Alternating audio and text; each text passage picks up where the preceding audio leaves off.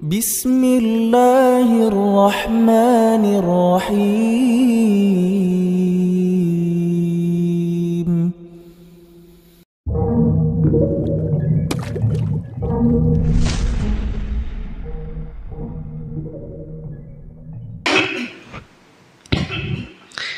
Assalamualaikum warahmatullahi wabarakatuh.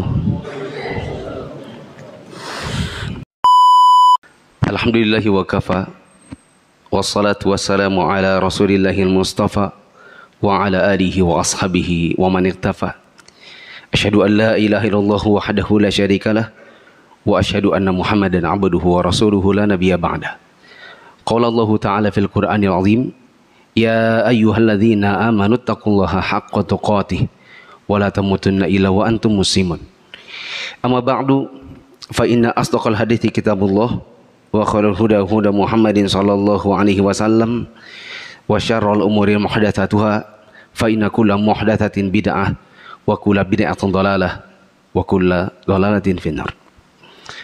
Hadirin jamaah salat Jumat yang Allah muliakan, kami awali khutbah pada hari ini dengan menyampaikan nasihat ketakwaan bagi diri kami pribadi dan bagi jamaah sekalian.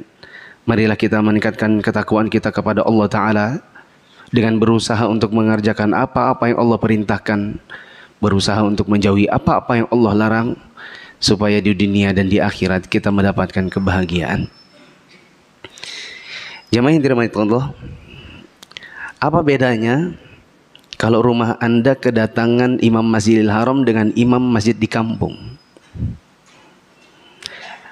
Apa bedanya kalau kita didatangi presiden dengan Pak RT? Mungkin ada dua faktor pembeda. Yang pertama, frekuensi kedatangan. Yang kedua, karena kadar yang memang berbeda di antara mereka. Kalau rumah kita kedatangan imam Masjidil Haram, meskipun bukan lebaran, saya yakin semua akan beres-beres. Semua akan merapikan rumahnya. Semua akan berusaha untuk bahkan ngecat rumahnya, pagarnya. Karpet yang disimpan 1 tahun sekali baru keluar dari gudangnya. Adapun kalau Pak RT yang datang, oh biasa-biasa saja. Kalau yang datang imam Masjidil Haram atau mungkin presiden datang ke rumah kita, kita cari apa yang bisa dihidangkan yang paling baik.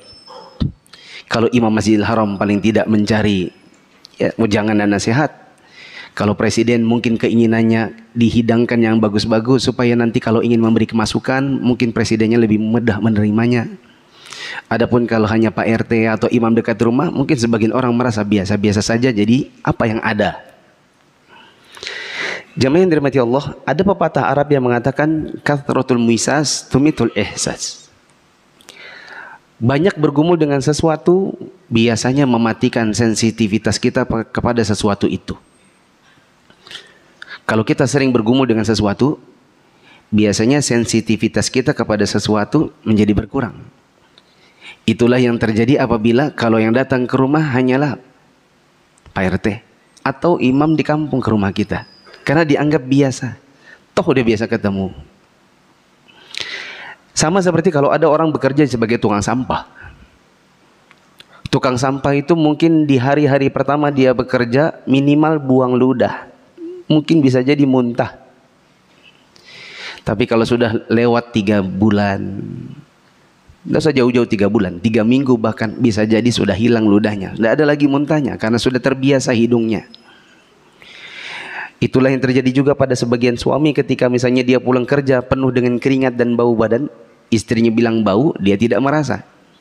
Karena dia dan badannya sudah biasa berinteraksi antara bau badan dengan hidungnya. Ini mungkin juga yang terjadi pada sebagian orang ketika mereka mungkin umroh perdana. Ada yang bahkan hotelnya bintang 5 nggak pulang-pulang beberapa hari. Karena perdana. Tapi tak sama dengan orang yang jadi pembimbingnya, apalagi mutawifnya yang tinggal di sana. Karena sudah sering lihat Ka'bah biasa aja. Air mata tak pernah lagi jatuh. Tidak seperti yang pertama kali melihatnya. Jamaah yang dirahmati Allah, kalau kita sekarang usianya sekitar 10 sampai 60, berarti mungkin sekitar 10 sampai 60 kali kita bertemu dengan bulan Ramadan. Sebagian orang ada yang bertemu dengan bulan Ramadan ibarat dia bertemu dengan imam Masjidil Haram. Sebagian orang bertemu dengan bulan Ramadan ibarat dia ketemu dengan imam di kampungnya. Ada yang begitu bergembira dan banyak persiapan karena memang mereka dirahmati oleh Allah di dalam hatinya dengan kecintaan kepada Ramadan. Ada yang merasa biasa-biasa saja, seperti seorang tukang sampah yang sudah bertemu dengan sampah hari-hari, biasa-biasa. Datang bulan Ramadan, tinggal 2 minggu lagi, sebagian orang tak punya persiapan. Jamaah yang dirahmati Allah, bagaimana supaya Ramadan di tahun ini yang tinggal kurang lebih 15 hari lagi datang bisa mungkin lebih ada maknanya di hati? Yang pertama, mungkin sesekali dalam 2 minggu ini duduk sendiri. Entah setelah selesai sholat subuh, entah selesai sholat maghrib, atau selesai sholat zuhur, kita duduk dan merenung, telah berlalu usia saya sekian, apa yang bermakna dari Ramadan terdahulu pada diri saya? Apakah ada bekasnya? Jangan-jangan sudah berlalu 20-30 Ramadan gak ada bekasnya sama sekali. Ramadan tak pernah meninggalkan apapun untuk diri kita. Hanya ibarat Pak RT saja. Bagaimana cara merenungnya? Jamaah yang dirahmati Allah, mari kita simulasi. Saya yakin kita semua dulu waktu masa kecil di bulan Ramadan penuh dengan main kembang api. Sebagian anak-anak TK kelas 1, kelas 2 SD biasanya main kembang api batang. Kalau sudah kelas 3, 4, 5, 6, rasanya sudah tidak asyik lagi main kembang api batang karena terlalu bocil. Mereka bilang, aku maunya beli roket. Maka sebagian anak-anak di usia yang sedikit besar, mereka maunya main kembang api yang lebih menantang. Kalau sudah masuk usia SMP, tidak lagi main kembang api, mainnya mercon. Kalau sudah masuk usia SMA, tak lagi main mercon. Yang dimain adalah motor orang tuanya. Dibuat trek-trekan di dekat dom. Subuh-subuh balapan liar. Semuanya mencari permainan-permainan dari usia 1 ke usia yang lebih tinggi. Mencari permainan yang menurut mereka adrenalinnya pun lebih tinggi. Masa kita kalah sama anak kecil? Bila anak kecil berpikir Ramadan tahun ini harus lebih baik permainannya daripada Ramadan yang tahun lalu, terlepas dari mainannya itu salah, masa orang yang dewasa tak pernah berpikir Ramadan tahun ini harus lebih baik daripada tahun sebelumnya? Masa Ramadan tahun lalu, 10 tahun lalu, 20 tahun lalu belum bisa ngaji, di tahun ini pun masih belum bisa ngaji setelah pensiun? Masa kita di tahun ini masih saja baca Quran dengan terbata-bata? Tidak ada kesempatan untuk betul-betul menimba ilmunya.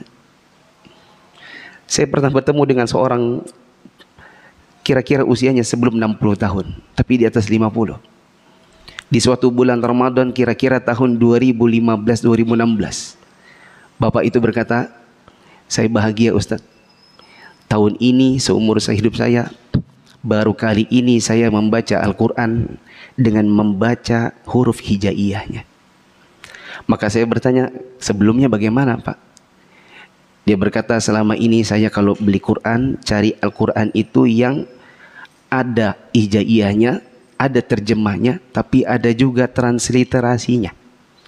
Jadi kalau baca alif lam mim misalnya, yang saya baca itu A-L-I-F, alif, lam, L-A-A-M. Jadi kalau A-nya 2 berarti bacanya panjang. M-I-I-M-O berarti I-nya panjang, mim. Saya tidak bisa baca hijaiyahnya. Tapi setahun terakhir saya berusaha untuk private sama imam di sini. Dan tahun ini saya bisa membaca Al-Quran sudah dengan huruf hijaiyahnya. Jemaah yang dirahmati Allah, mari kita merenung Ramadan mana yang telah berlalu yang bermanfaat dan berharga buat diri kita. Sebagian orang kalau ditanya, bagaimana Ramadanmu yang telah berlalu? Apakah ada yang paling berkesan? Ada yang berkata, Ramadanku yang paling berkesan adalah Ramadan yang ketika itu adalah Ramadan di mana aku pertama kali bisa baca Quran. Ada yang berkata, Ramadanku yang paling berkesan adalah yang tahun sekian karena itulah tahun pertama kali aku menamatkan Al-Quran seumur hidup. Baru lengkap 30 juz. Ada yang berkata, Ramadanku yang paling berkesan adalah Ramadan ketika Covid. Karena itulah pertama kalinya istriku mendengar aku mengimami. Dan baru ketahuan bahwa ternyata aku ini belum bisa baca Quran. Ramadanku yang paling berkesan, ada yang berkata, ketika pertama kali aku bayar zakat. Bertahun-tahun tak punya uang, lalu Allah kembangkan usahaku dan akhirnya aku bisa bayar zakat. Kalau kita tanya kepada para sahabat Nabi, Ramadan yang paling berharga, mungkin mereka mengatakan Ramadan yang paling berharga adalah mulai dari tahun 2 Hijriah sampai tahun ke-10 atau 11. Ketika ditanya dari 9-10 tahun kamu bersama Nabi, yang mana yang paling berharga? Mungkin sebagian dari mereka mengatakan tahun 2 Hijriah, Perang Badar. Dan tahun 8 Hijriah, penaklukan kota Mekah atau Fatuh Mekah. Dikarenakan kami pergi berperang dalam kondisi berpuasa. Dan itu yang tidak pernah kita dapati di zaman sekarang. Secapek-capeknya kita berpuasa, paling lapar, haus, ngantuk. Sedangkan para sahabat di masa lalu, mereka berpuasa dalam kondisi berperang. Hendaknya kita mencoba untuk duduk merenung sejauh mana Ramadan punya bekas dalam kehidupan kita. Aqulu qouli hadza wa astaghfirullah li wa lakum wa li sa'iril mu'minin innahu huwal ghafurur rahim.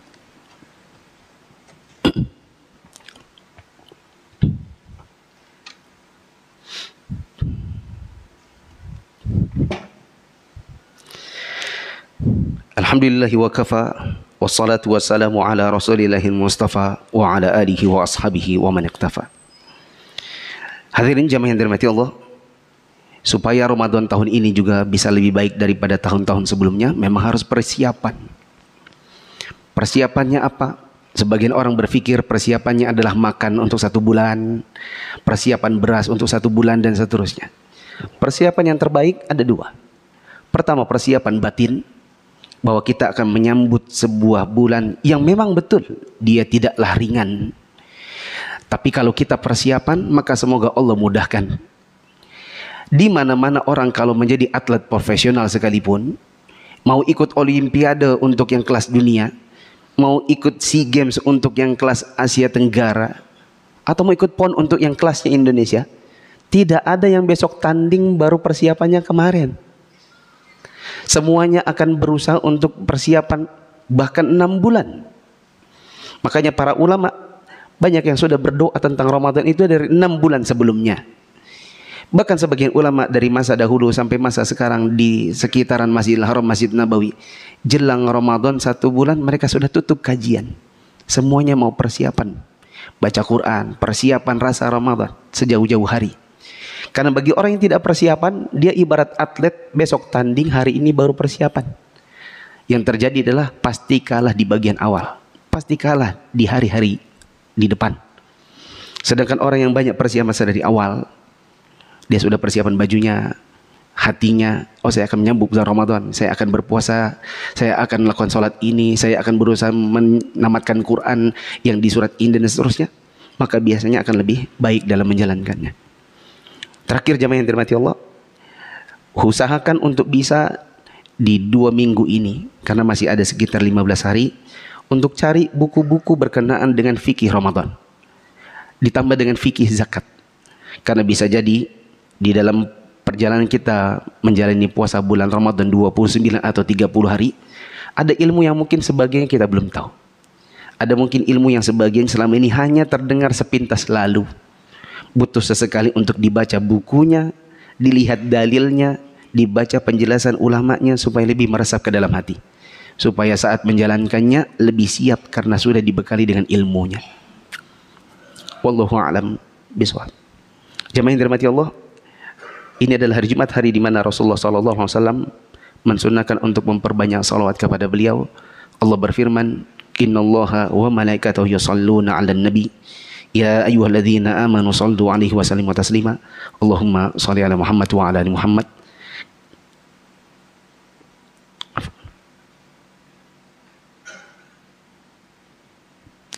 Allahumma shalli 'ala Muhammad wa 'ala ali Muhammad kama shallaita 'ala Ibrahim wa 'ala ali Ibrahim innaka Hamidum Majid. Allahumma barik 'ala Muhammad wa 'ala ali Muhammad kama barakta 'ala Ibrahim wa ala ali Ibrahim innaka Hamidum Majid. Allahumma ighfir lil muslimin wal muslimat wal mu'minina wal mu'minat al ahya'i minhum wal amwat innaka sami'un qaribun mujibud da'wat qadil hajat. Allahumma anfa'na bima 'allamtana wa 'allimna ma yanfa'una warzuqna ilma. Allahumma inna na'udzubika min 'ilmin la yanfa' wa min qalbin la yakhsha wa min nafsin la tashba' wa min da'watin la yustajabu laha. Allahumma aslih lana dinana alladhi huwa ismatu amrina wa aslih lana dunyana allati fiha ma'ashuna wa aslih lana akhiratana allati ilaiha ma'aduna. Allahumma aslih lana dinana alladhi huwa ismatu amrina. Ya Allah, perbaikilah urusan agama kami yang itu merupakan pokok segala urusan kami. Wa aslih lana dunyana allati fiha ma'ashuna. Ya Allah, perbaikilah urusan dunia kami yang di dalamnya kami mencari penghidupan. Wa aslih lana akhiratana allati ilaiha ma'aduna.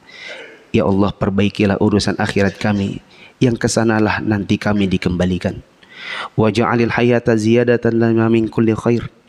Ya Allah, jadikanlah sisa-sisa hidup kami yang masih tersisa ini untuk bisa menambah-nambah kebaikan. Wa ja'alil mauta rahatan lana min kulli syarr. Ya Allah, jadikanlah kematian apabila nanti dia datang menghentikan kami dari segala keburukan. Rabbana atina fid dunya hasanah wa fil akhirati hasanah wa qina adzabannar. Walhamdulillahi rabbil alamin.